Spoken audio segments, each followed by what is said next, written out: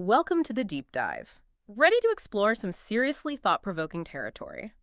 We're diving into the philosophy of desire today, Oh, yeah, and we've got quite a collection of writings for this one, absolutely. including excerpts from Roger Scruton's Sexual Desire. Hmm. So we're going to try to figure out what makes desire tick Yeah, and how it shapes us as human beings. it could be a deep one. This is going to be a deep one, so get ready. Scruton really doesn't shy away from the big questions here. No, he doesn't. We're going to be looking at arousal love, Okay, the nature of the self-morality. I'm intrigued already. So where do we even begin with all of this? Yeah. Scruton seems to challenge the very idea that desire is just like a simple biological urge. Right. Like, isn't there some basic primal drive at the heart of it all? Well, that's what a lot of people think. Right. But Scruton dives right in, and he argues that true arousal is more about recognizing another person Okay. than just reacting to a physical stimulus. Okay. So it's about seeing someone from their unique perspective, not treating them as a means to an end. So he's saying that genuine attraction is different from just wanting like a physical release. Exactly. Okay. And he uses a rather unexpected example to illustrate this point: indecent exposure. Really? He points out that it's considered a crime because it's about using another person Okay. as an instrument, Right? not truly seeing them or acknowledging them. Okay, indecent exposure. Yeah. That's an interesting way to frame it. Yeah, So it's not just about the act itself, but the intention behind it. right. How we're viewing the other person. That's a key point. Yeah. And it makes you wonder what makes someone the object of desire rather than just a way to satisfy an urge. Right. When you think about your own experiences, what truly draws you to another person? Yeah. What makes them stand out, not just physically, Right. but as someone you want to connect with on a deeper level? Now that makes me think about all the ways that desire is portrayed in the media. Does the way that we consume these images and stories, movies, TV shows, even ads, affect how we see and relate to each other in real life? That's a really important question. Yeah. Are we shaping our understanding of desire Yeah. based on these external influences? Right? Or are we tapping into something more intrinsic? Okay. And this leads us to another fascinating concept that Scruton explores: the idea of the self. Okay. And he suggests that this notion of a unique, indivisible self might be more of a philosophical construct than a biological reality. Wait, hold on. Is he saying that our sense of self is an illusion? How can that be? Well, think of it this way. Imagine a river. Yeah. It's constantly flowing, changing, adapting to its surroundings. Okay. Our sense of self might be similar, more fluid than we tend to think. He even brings up the idea of split personalities, suggesting that multiple selves might exist within a single person. Multiple selves. Wow, that's mind-boggling. What does that even mean for our desires if the I experiencing them isn't as solid as we think? Does it mean our desires themselves are also fluid and changing?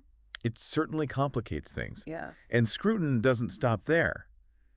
He goes on to connect this idea of the self to another complex concept: gender and its relationship to desire. Okay. He argues that gender isn't just a social construct, Okay. but something deeply tied to our experience of being male or female. So he's acknowledging the cultural influences on gender expression, but also saying that biology plays a significant role. Exactly. I can already sense some lively debates brewing around this. Oh, absolutely. Yeah. He emphasizes that these biological differences have a profound impact on how we experience desire. Separate from the roles society assigns us, it's about those fundamental experiences of being embodied as either male or female. So this makes me think about all those discussions around, masculine and feminine desire. Yeah. Are those distinctions purely cultural, or is he suggesting they're inherently biological? It's not quite so black and white. Yeah. He cites Margaret Mead, the anthropologist, Right. who observed that even though cultures shape gender roles in different ways, Yeah. they all acknowledge a fundamental difference between men and women, Okay. beyond just reproduction. So it's a combination of nature and nurture. Right. There's this underlying biological reality, but how it's expressed and understood is molded by the culture we live in. Exactly. That really makes you question how much of our own experiences of desire are shaped by our gender versus our upbringing, doesn't it? It's a fascinating interplay to unpack. It really is. And then Scruton takes us down a path that can feel a little bit uncomfortable. Uh-oh. The concept of perversion. Perversion. Yeah. Now, that's a loaded term. I'm a little nervous, but definitely curious. Yeah. What does Scruton have to say about it? Well, he argues that it goes beyond engaging in specific sexual acts. It's about failing to treat the other person with the respect and recognition they deserve. Okay. In a way, he frames it as a moral failure in how we approach desire. So it's not about judging specific acts as inherently right or wrong, but Right. about examining the underlying intention Exactly. and how we're relating to the other person. Precisely. Okay. And he uses some thought-provoking examples to illustrate this point. Okay. He delves into sadomasochism, Oh, wow. suggesting that it can be a healthy expression of desire Okay.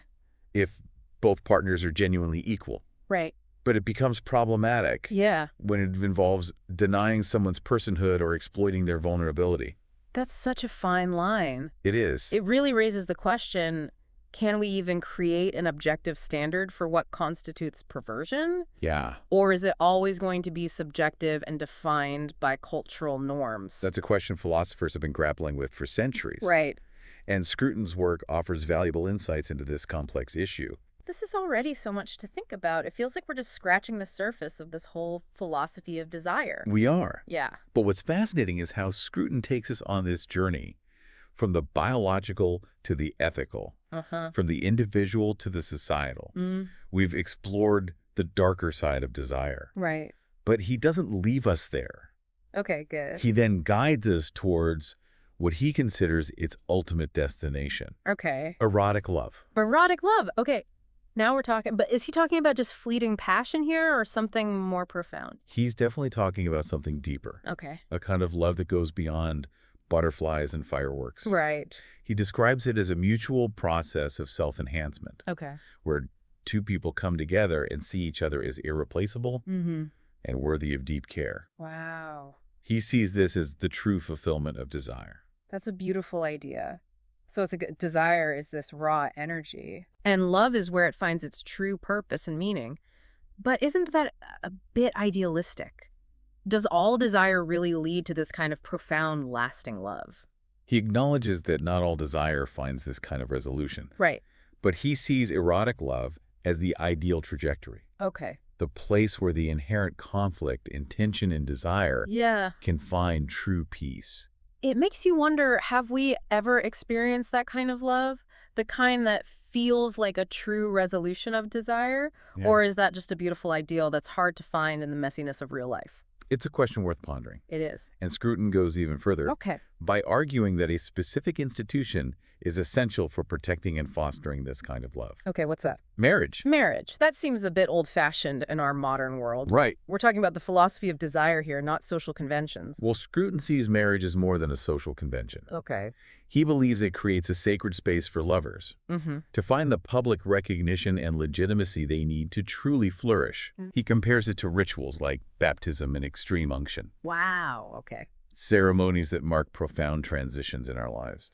So he's saying that marriage, by giving public acknowledgement to a private bond, Yeah. actually elevates and strengthens that bond. Right. It's like a protective seal, safeguarding love in a world that can be hostile or dismissive of deep emotional connection. Exactly. But doesn't marriage also risk turning something spontaneous and passionate into something more routine and even contractual? It's a valid concern, Yeah. and one that Scruton acknowledges. Okay. The question he raises is whether marriage truly elevates love or risks stifling it. Right.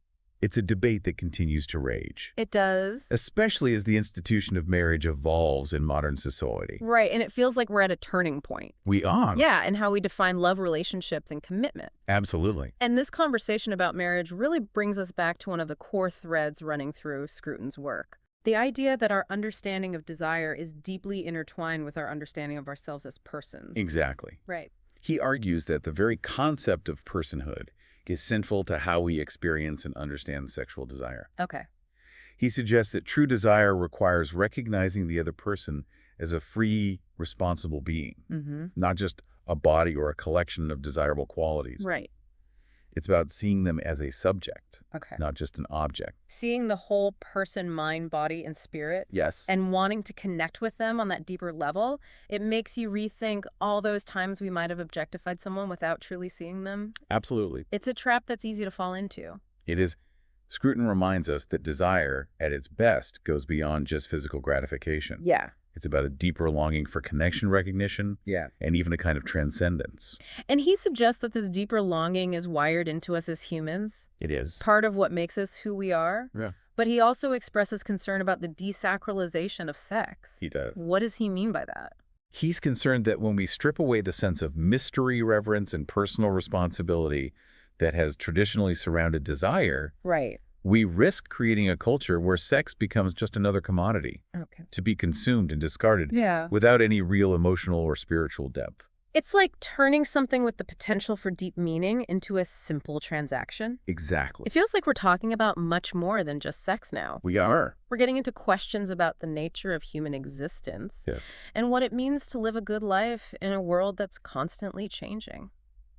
It's a lot to wrap our heads around. We've covered a lot of ground, but I think it's time to take a deep breath Yeah. and try to synthesize some of the key takeaways. What are some of the most important things we've learned so far? That's a great question. Let's explore those key insights and see what they mean for us. Okay.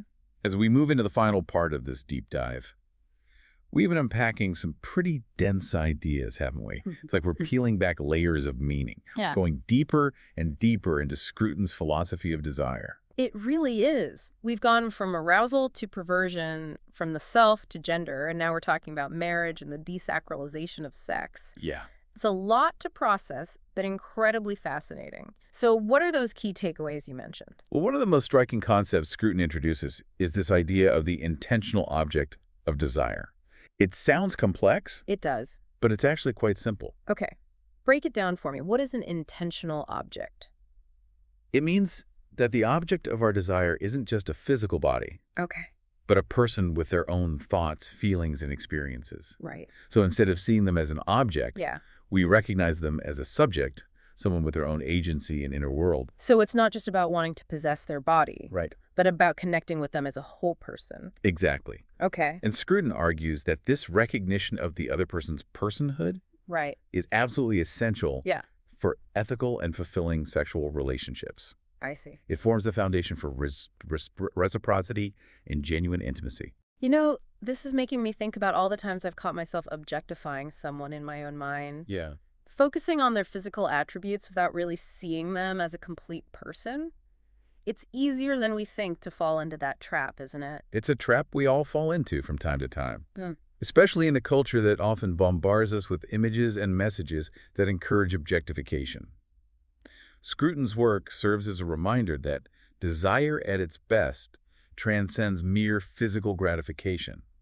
It's about a deeper yearning Right. for connection, recognition, and even a kind of transcendence. He seems to be arguing that this yearning is woven into the fabric of our being, wouldn't you say? Absolutely. It's part of what makes us human. It is, and it leads us to another intriguing aspect of his work, Okay. the relationship between desire and the body. Okay, so we've talked about the mind, the spirit, and the person. Right. Now we're back to the body. How does he tie all this together? Well, Scruton acknowledges that our bodies are the locus of desire. It's through our bodies that we experience arousal, pleasure, and ultimately sexual union. But he argues that the body is not just a biological machine. Okay. It's a vehicle for expressing our personhood. So our bodies aren't separate from our minds and spirits. Right. They're an integral part of who we are as persons. Precisely. He delves into some fascinating and perhaps slightly awkward discussions Oh. about the role of specific body parts in desire. Oh, boy, here we go. Is he talking about erogenous zones and all that? Yeah. Isn't that getting a bit too anatomical for a philosophy discussion? He does touch on those things, Okay. but in a very philosophical way. Okay. He's interested in how our perception of certain body parts is shaped by our understanding of desire and our relationship with the other person. Right. It's not just about the physical sensations themselves, Okay. but about the meanings we attach to them. So it's about how those sensations contribute to our experience of intimacy and connection. Exactly. Yeah. For example, he discusses the difference between hands and sexual organs, arguing that hands are active organs of doing, while sexual organs are more passive organs of response and surrender. I'm trying to visualize that. Is he suggesting that there's a certain vulnerability and letting go inherent in sexual desire, Yeah. especially in how we experience our own bodies and the bodies of others? You've hit the nail on the head. He connects this vulnerability to the idea of being overcome by desire, that feeling of being swept away by something larger than ourselves. Yeah. It's a surrender that's both exhilarating and a bit terrifying, wouldn't you say? Absolutely. I think most people can relate to that feeling of losing control, of being taken over by something primal and powerful. It's both exciting and a little scary at the same time. Scruton captures that duality perfectly. Yeah. And he links it back to his earlier discussion of the self Okay. and how it might be more fluid and illusory than we think. Yeah. He suggests that in those moments of intense desire, our sense of self can become fragmented Yeah. or even dissolve completely. Wow, that's intense. So he's saying that desire can actually challenge our very understanding of who we are. It certainly has the potential to shake things up. Yeah. He sees this potential for disruption as both a danger and an opportunity. It's a danger because it can lead to recklessness, exploitation, and even a kind of self-annihilation. Yes. If we lose sight of ourselves completely Right. in the pursuit of desire, we can end up hurting ourselves and others. That makes sense. Right. Unchecked desire can be a destructive force, both for individuals and society as a whole. But you said he also sees it as an opportunity. How so? Scruton believes that through the experience of being overcome by desire, Mm-hmm. we can catch a glimpse of a reality that lies beyond our ego-driven selves, a reality that's more connected, more fluid, and ultimately more meaningful. Okay. It's almost like a spiritual experience, a kind of ego death through the intensity of desire. That's a powerful image. And it brings us back to his earlier point about erotic love as the fulfillment of desire. It sounds like he's suggesting that true love, the kind that leads to lasting happiness, requires a willingness to surrender our ego and embrace a more expansive, interconnected way of being. That's a beautiful way to put it. Yeah. It requires tremendous courage and vulnerability to let go and embrace that kind of love. It does. And it leads us to another crucial theme in Scruton's work, Okay. the role of morality in shaping our desires and guiding us toward more ethical and fulfilling relationships. Right. We talked earlier about his concept of perversion, They did. but it feels like there's more to say about how morality plays into all of this. Absolutely. He believes that we have a moral obligation to cultivate desires Okay. that are in line with our values and that contribute to the well-being of both ourselves and others. It's an ongoing process of self-examination education and a kind of spiritual discipline. So it's not about imposing rigid rules or judging specific acts, but about developing a deeper understanding of ourselves and our desires, Yes. and striving to live in a way that aligns with our highest ideals. Exactly. And this brings us to one of the most controversial aspects of Scruton's work, his defense of traditional institutions like marriage and the family Okay. as essential for fostering moral and fulfilling sexual relationships. Now this is where things get interesting. I know a lot of people have strong opinions about marriage and the role of tradition in our lives. It's definitely a hot-button issue, but Scruton makes some compelling arguments about why he believes these institutions are so important.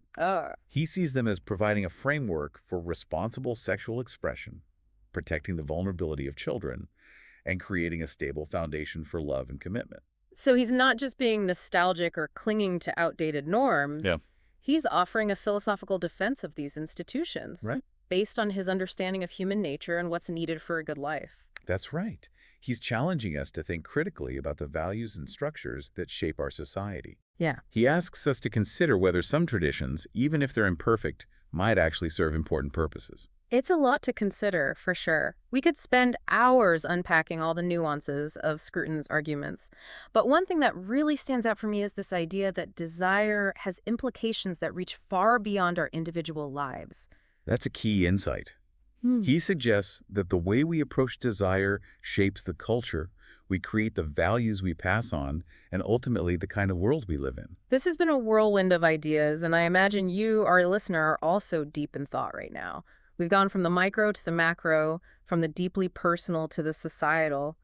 Where do we go from here? Well, we've laid the groundwork exploring Scruton's core concepts and delving into the complexities of his philosophy. Now, in the final part of our deep dive, we'll try to synthesize these ideas Okay. and explore what they mean for us in our everyday lives. We've been on quite the philosophical journey with Roger Scruton. We have. From the biological underpinnings of desire to the complexities of love, marriage, even the nature of the self. We've really dug deep into what makes us human. Now I'm ready to try and tie it all together. Yeah. What does this all mean for us? Well, that's the big question, isn't it? It is. But I think Scruton offers us some valuable insights. Yeah. One of the most powerful takeaways for me is this idea that true desire requires recognizing the other person as a person, not just a body, not just a set of qualities, but a whole being with their own thoughts, feelings, and experiences. Yeah, it's like he's urging us to approach desire with a sense of reverence, Yes. to see the other person as a subject worthy of respect, not just an object for our gratification. Exactly. And this recognition is what elevates desire from a purely physical urge to something much more profound, a source of meaning, connection, and even spiritual growth. It transforms desire into a force for good, both for ourselves and for the world around us. He doesn't shy away from the challenges, though, does he? He doesn't. Scruton acknowledges that messy reality of human nature, the fact that we often stumble, make mistakes, and struggle to live up to our ideals. He does. Yeah. But despite those challenges, he still believes in the power of conscious choice. Right. He argues that we can choose to approach desire with awareness, respect, and a commitment to growth. Okay.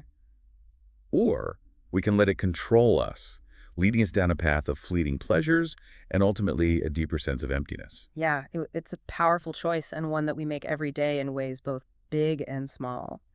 So as we wrap up this deep dive, I'm wondering if there's a final thought, a guiding principle that we can take away from Scruton's work. I think Scruton would say that desire is a force to be reckoned with, a force that can lead us to both great joy and great suffering. Oh, yeah. But ultimately, the power to choose our path lies within us. Right. We can choose to approach desire with open hearts and open minds, recognizing the inherent dignity and worth of every person we encounter. That's a beautiful message, and one that feels particularly relevant in today's world. So as you navigate the complexities of your own desires, remember Scruton's wisdom. Embrace desire with intention, with mindfulness, and with a deep respect for the humanity of yourself and others. Because in the end, the quest for fulfilling desire is not just about satisfying our bodies, but about nurturing our souls and creating a world where love, connection, and genuine intimacy can flourish. And that's a journey worth taking. Until next time, keep diving deep.